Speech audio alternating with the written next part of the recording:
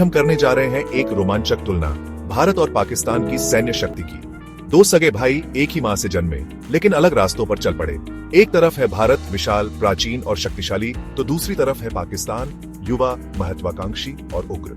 दोनों के पास है अपनी अपनी ताकत, दोनों के पास है अपनी अपनी रणनीति। लेकिन सवाल यह है कि अगर कभी आमना सामना हो जाए तो कौन होगा विजयी? कौन सी सेना है ज्यादा ताकतवर? कौन से हथियार हैं ज्यादा खतरनाक? तो चलिए शुरू करते हैं इस रोमांचक सफर पर, जहां हम जानेंगे भारत और पाकिस्तान की सैन्य शक्ति की पूरी दास्तान। दोस्तों, किसी भी देश की वायुसेना होती है उसकी पहली रक्षा पंक्ति।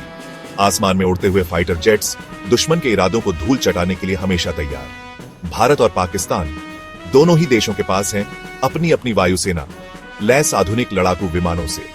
भारत की वायुसेना दुनिया की चौथी सबसे बड़ी वायुसेना मानी जाती है।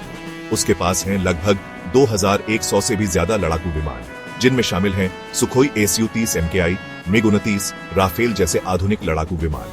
वहीं दूसरी तरफ पाकिस्तान की वायुसेना के पास हैं लगभग 900 के करीब लड़ाकू विमान, जिनमें शामिल हैं F-16, JF-17 थंडर और मिराज जैसे विमान। संख्या बल में भले ही भारत आगे हो, लेकिन पाकिस्तान भी पीछे नहीं है।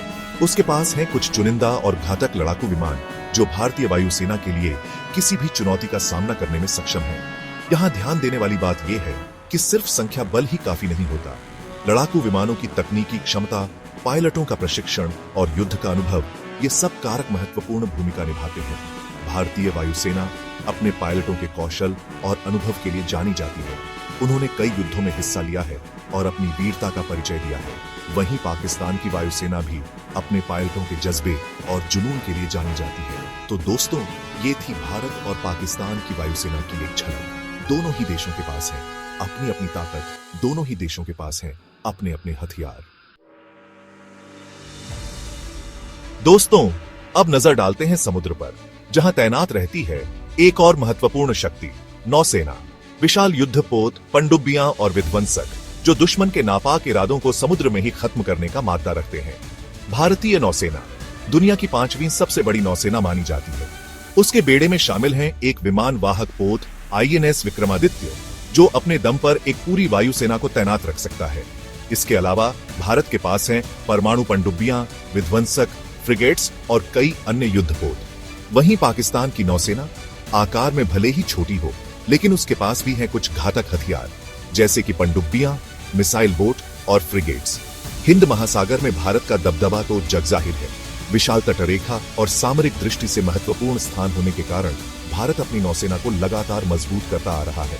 पाकिस्तान भी अपनी नौसेना को लगातार आधुनिक बनाने में जुटा हुआ है।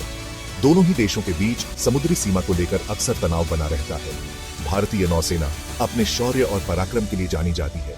1971 के भारत पाक युद्ध में भारतीय नौसेना ने पाकिस्तान को करारी शिकस्त दी थी। पाकिस्तानी नौसेना भी अपने जज्बे और जुनून के लिए जानी जाती है। तो दोस्तों, ये थी भारत और पाकिस्तान की नौसेना की एक झलक। दोस्तों, अब नजर डालते हैं उन वीर सैनिकों पर जो सरहद पर डटे रहते हैं, हर पल मुस्तैद देश की रक्षा के लिए। भारत और पाकिस्तान दोनों ही देशों की थल सेना दुनिया की सबसे बड़ी और अनुभवी सेनाओं में से एक मानी जाती है। भारतीय थल सेना दुनिया की दूसरी सबसे बड़ी थल सेना है, जिसमें लगभग 14 लाख से भी ज्यादा सक्रिय सैनिक हैं। उसके पास हैं टैंक, तोपखाने, पैदल सेना और विशेष बल, जो किसी भी चुनौती का सामना करने के लिए तैयार है। पाकिस्तान की थल सेना दुनिया की 6ठी सबसे बड़ी थल सेना है, जिसमें लगभग 6 लाख से ज्यादा सक्रिय सैनिक हैं। उसके पास भी हैं टैंक, तोपखाने और पैदल सेना, जो भारतीय सेना को टक्कर देने का माद्दा रखते हैं।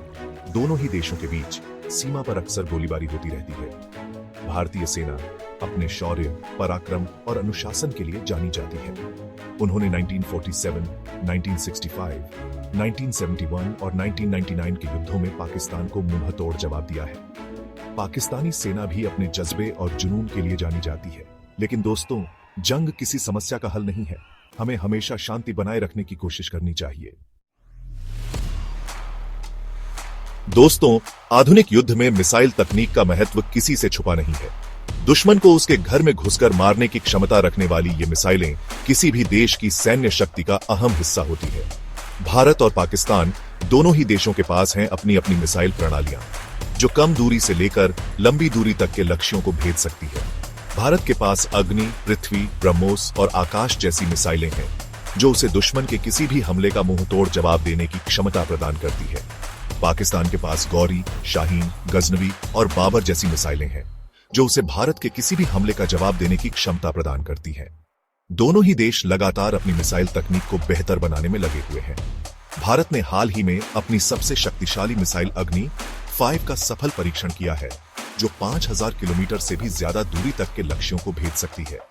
पाकिस्तान ने भी हाल ही में अपनी सबसे शक्तिशाली मिसाइल शाहीन 3 का सफल परीक्षण किया है जो 2750 किलोमीटर तक के लक्ष्यों को भेद सकती है। दोस्तों, मिसाइल तकनीक का विकास एक चिंता का विषय भी है।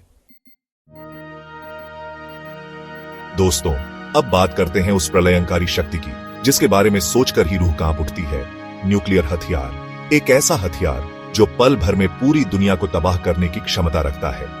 भारत और पाकिस्तान दोनों ही देशों के पास हैं न्यूक्लियर हथियार जो उन्हें एक दूसरे के लिए सबसे बड़ा खतरा बनाते हैं। भारत ने 1974 में अपना पहला न्यूक्लियर परीक्षण किया था, जबकि पाकिस्तान ने 1998 में अपना पहला न्यूक्लियर परीक्षण किया था।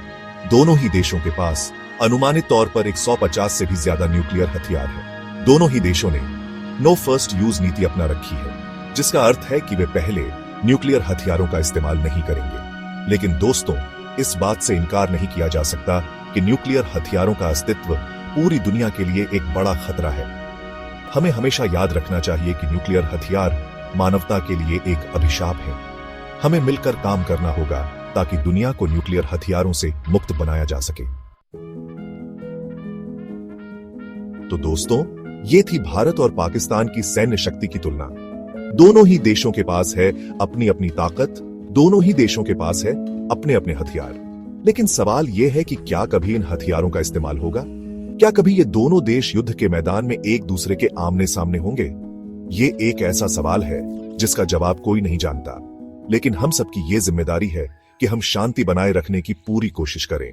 हमें याद रखना होगा कि जंग किसी समस्या का हल नहीं है। जंग से सिर्फ और सिर्फ बर्बादी होती है। हमें उम्मीद है कि भारत और पाकिस्तान के बीच हमेशा शांति बनी रहेगी।